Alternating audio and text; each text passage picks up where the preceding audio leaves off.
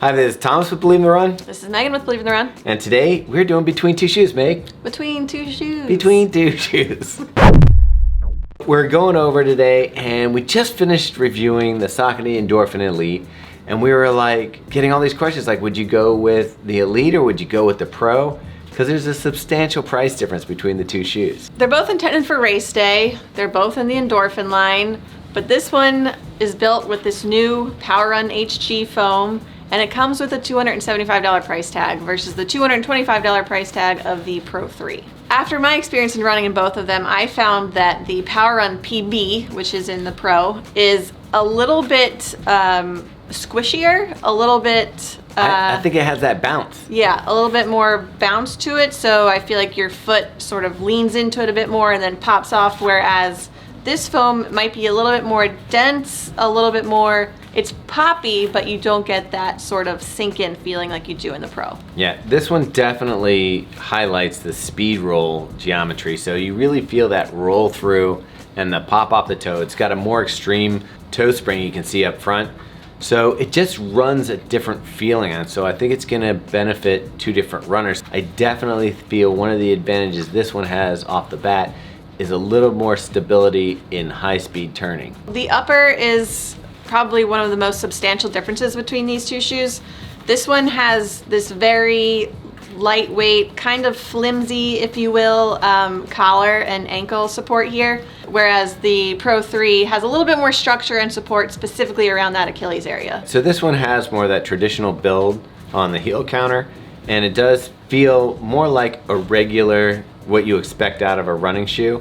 And even though this one looks wild, the overall fit of it isn't that crazy. It feels pretty similar to what you'd expect out of a shoe. This one has a gusseted tongue. That one has more of that sewn in on one side tongue. Works really well. All the weight is cut out of these to make them as light as possible. And as a matter of fact, Meg, what's the weight on these? For the women, it's 6.2 ounces. For the men, it's 8 ounces. And yeah, same across the board, Yeah. Same weights here. So like I felt just from running, this one was gonna be heavier when we were putting it on the scale, but it turns out they're the exact same weight.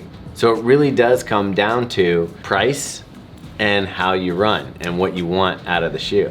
Yeah, so the only other difference here is the shape of the carbon fiber plate in between the foam here. So this one comes with that slotted plate, so it forks out in the toe box here, which I think does a nice job of really giving you that like propel and pop on toe off, whereas this one is the S-curve plate. What you typically see in a race day shoe.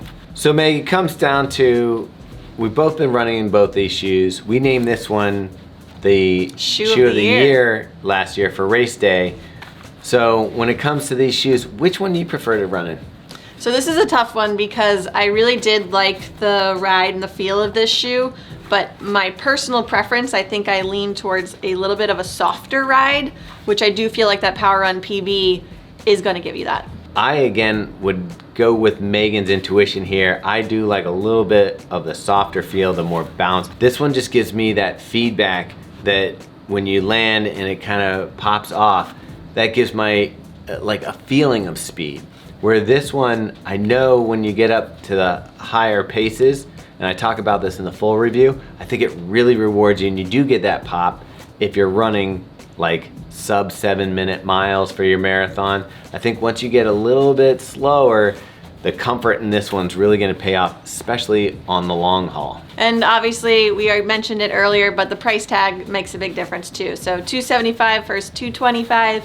Again, I'm leaning over towards that one. Yeah, and it really does seem to mimic, like we said earlier, that Nike choice. So Alpha Fly is one that we love, and it kind of made the Vaporfly feel flat to us. For right now, it's almost the opposite, where this one feels a little more bounce, and that one feels a little firmer and a little more rigid. Yeah, I would agree.